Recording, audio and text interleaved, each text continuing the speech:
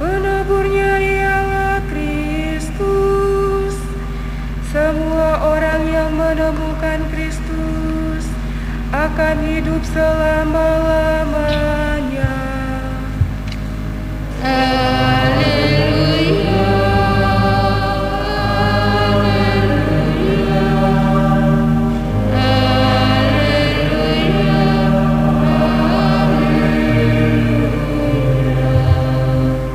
Tuhan sertamu.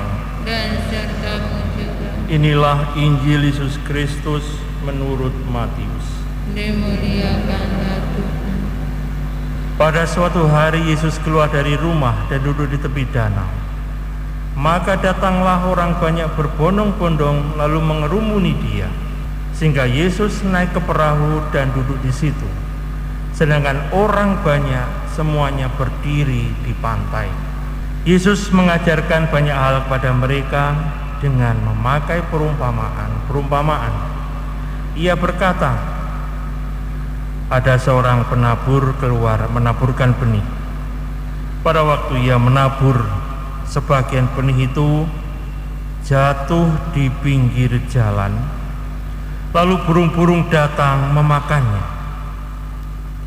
Sebagian jatuh di tanah yang berbatu-batu, yang tidak banyak tanahnya, lalu benih itu pun segera tumbuh karena tanahnya tipis.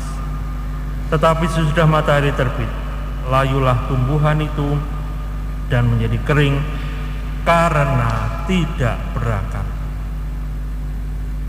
Sebagian lagi jatuh di semak duri, lalu makin besarlah semak itu dan menghimpitnya sampai mati. Dan sebagian jatuh di tanah yang baik, lalu berbuah.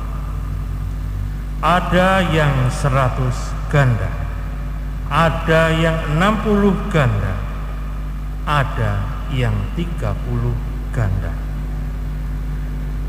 Barang siapa bertelinga untuk mendengar, hendaklah ia mendengarkan.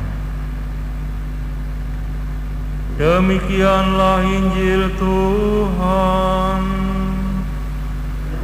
Terpujilah Kristus.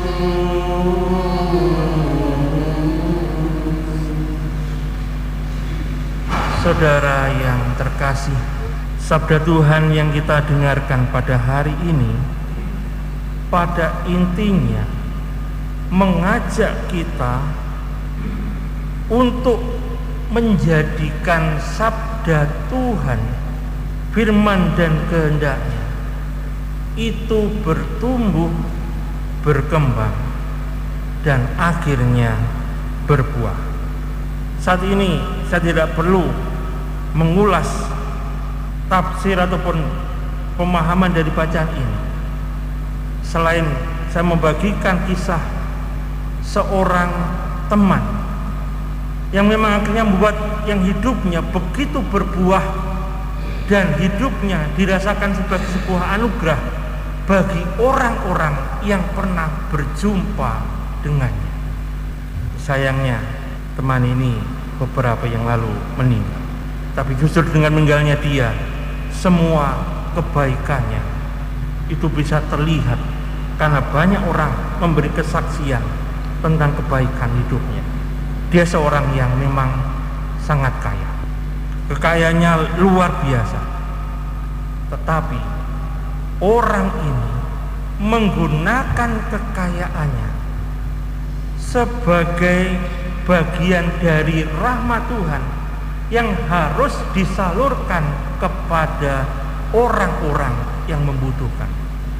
Dia dikenal oleh satpam dari berbagai hotel tempat dia menginap.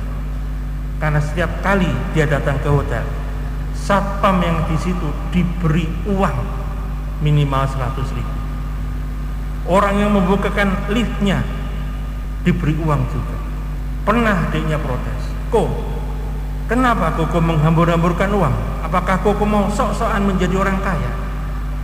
Dia mengatakan, "Saya tidak sok-sokan sebagai orang kaya.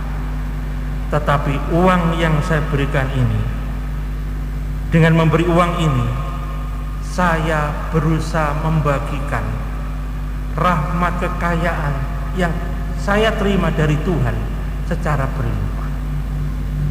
Bukan hanya itu. Ketika ada seorang teman lain, teman SMA, ketika dia mencoba membuat aksi sosial, membagikan nasi bungkus dari pedagang-pedagang kecil. Dari prinsipnya dia berbagi kepada orang kelaparan, tetapi membelinya dari pedagang-pedagang kecil. Dia juga membantu sekian banyak bungkus. Jadi pertama-tama 3.000 sampai kemudian sekitar 15.000 bungkus setiap bulan dia sumbangkan melalui teman yang mengadakan aksi sosial ini. Dan banyak lagi kebaikan yang dilakukannya. Bukan hanya kaya, dia juga rajin berdoa.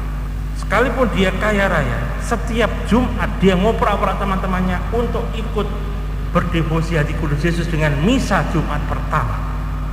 Dan mungkin juga dia sangat berdevosi pada Bunda Maria dengan rosario. Prinsipnya, dia adalah contoh bagaimana orang beriman menjadikan hidupnya sebagai tanah yang subur untuk berkembangnya sabda Tuhan. Dan kita bisa menjadikan ini sebagai sebuah contoh dan teladan. Karena mungkin, sekalipun kita biarawan atau biarawati, belum tentu kita menggunakan hidup kita, membuat hidup kita sebagai tanah yang subur, yang membuat sabda Tuhan ini berakar kuat dalam hidup kita dan membuat hidup kita sungguh-sungguh sebagai penyerahan diri kepada Tuhan dan pelayanan kepada Tuhan. Maka sekali lagi kita diundang pada hari ini. Kita diundang untuk menjadikan hidup kita, diri kita sebagai tanah yang subur, tempat berkembangnya sabda Tuhan, tempat berakarnya sabda Tuhan, dan tempat berbuahnya sabda Tuhan. Kita dipanggil supaya ketika setiap orang yang mengenal kita merasakan hadirnya Tuhan bersama mereka. Amin. Mari